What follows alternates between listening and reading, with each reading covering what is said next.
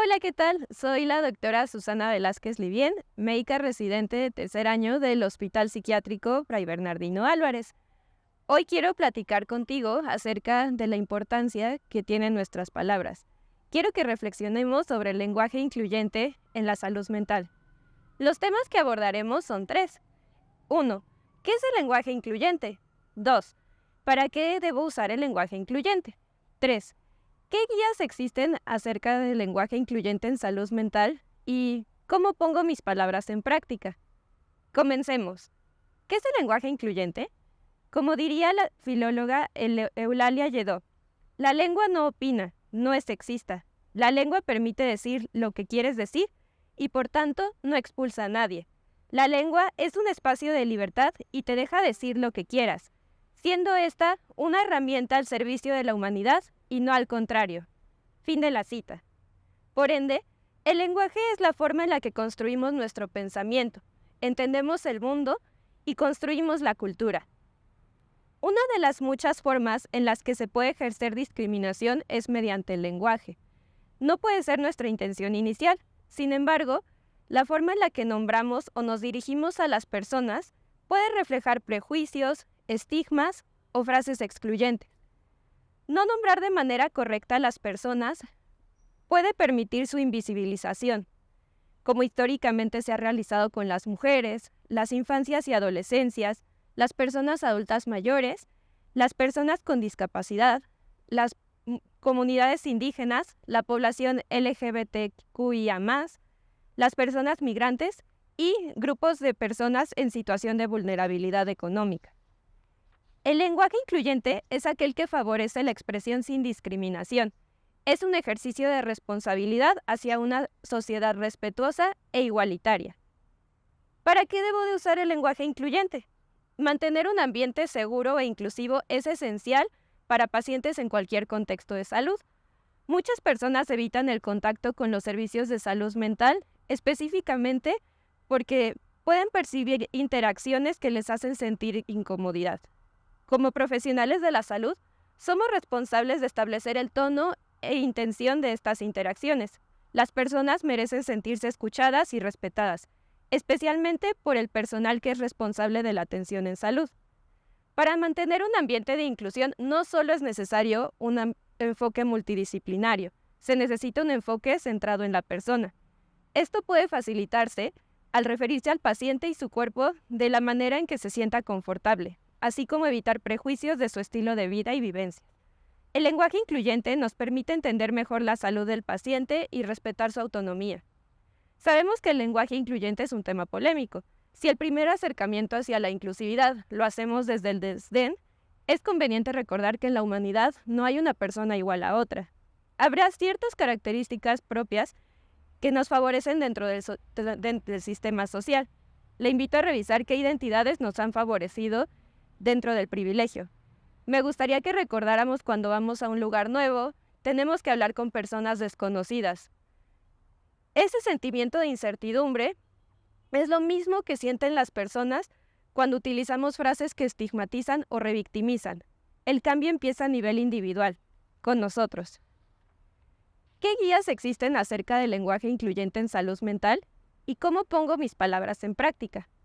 Así como las personas somos diversas, el lenguaje es aún más diverso.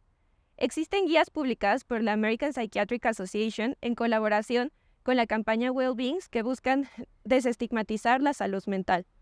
Esta guía se encuentra en inglés, pero resumiré algunos de sus puntos importantes. 1. La persona no es su enfermedad ni su síntoma. Ejemplo, cuando nos referimos a alguien como el bipolar, la border o el esquizofrénico, estamos dando una carga peyorativa a la persona. Es mejor utilizar el paciente con esquizofrenia o ella tiene trastorno bipolar. 2. Hay que enfocarse en un modelo hacia la recuperación de la persona, no solo en los trastornos y tratamientos ofrecidos. En lugar de preguntar, ¿qué está mal con usted?, podemos preguntar, ¿qué está experimentando? ¿Qué ha pasado? Debemos de brindar información relevante a quienes estén bajo nuestro cuidado, ya que esto permite que puedan involucrarse en la toma de decisiones y tener conocimiento sobre sí.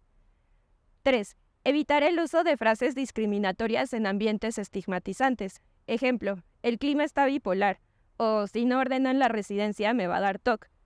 Pueden sustituirse por frases como el clima está impredecible o si no ordeno en la residencia me sentiré estresada. 4. Al tratar con la población LGBTQIA+, se sugiere el uso de nombre y pronombres elegidos por las personas que estamos atendiendo. No podemos asumir la identidad de género de alguien, por lo que es importante preguntarle a la persona cómo quiere que le llamen. 5. Evaluar las experiencias de racismo y cómo pueden impactar en la sintomatología. Evitar referirse, por ejemplo, a los afromexicanos y utilizar las personas afromexicanas. 6. Evitar frases como inválido, minusválido, con capacidades diferentes al referirse con personas con discapacidad. Recordemos que les hablé del modelo centrado en la persona. En el caso de nuestros pacientes es muy común el uso del término loco o loquito, ante el cual es mejor utilizar persona con discapacidad mental o discapacidad psicosocial. Respecto a guías que existen en nuestro país, el Consejo para Eliminar la Discriminación en la Ciudad de México tiene un manual de lenguaje incluyente y no sexista que lo incluiré en la bibliografía anexa para su revisión posterior. Asimismo, el IMSS presentó en 2020 las reglas para un lenguaje incluyente y no sexista. Dentro de sus recomendaciones se encuentran: evitar usar frases para denotar la posesión de las mujeres, evitar el masculino como genérico, ya que no lo es, invisibiliza a las mujeres y a las personas fuera del binarismo de género. Para esto habrá que preguntarse, ¿esta frase me hace pensar tanto en hombres como en mujeres, como en personas no binarias o de otros géneros? 3. Evitar usar frases estereotipadas que consoliden los roles tradicionales del género. Evitar manifestar fórmulas de tratamiento que implican inferioridad, menosprecio o infravaloración hacia uno de los sexos. Por ejemplo, el que las enfermeras traigan café y estén dedicadas a servirnos debe de sustituirse por frases como cada persona puede servirse su propio café. Evitar hablar de las niñas y mujeres como objetos sexuales. Esta guía también realiza recomendaciones para dirigirse a las personas con afirmación de identidad de género. Dentro de estas se encuentran uso de pronombre elegido, así como su pronunciación, para favorecer la comodidad y confianza del paciente. Podemos presentarnos de la siguiente manera: yo soy Susana y uso pronombres ella, ellas. ¿Cuál es tu nombre y cuáles son tus pronombres? Al usar nombre y pronombres no podemos asumir el estilo de vida, orientación sexual o estado civil del paciente. La única manera de conocer la experiencia es preguntando. La salud es un derecho universal. Las creencias personales o políticas respecto a los cuidados de afirmación de género deben permanecer fuera del ambiente de la consulta o de los servicios de salud. Por último, quisiera recalcar que el español es de las lenguas más incluyentes, con un vocabulario cada vez más enriquecedor. Si lo pensamos bien, podemos formular lo que queremos inclusive sin pronombres. Es común equivocarse e incomodar al paciente, pero lo importante es intentarlo. Si nos damos cuenta que estamos ofendiendo o discriminando al paciente, podemos solicitar una disculpa y corregir nuestro discurso para otorgar el mejor cuidado. Está bien y es humano, porque estamos en constante aprendizaje.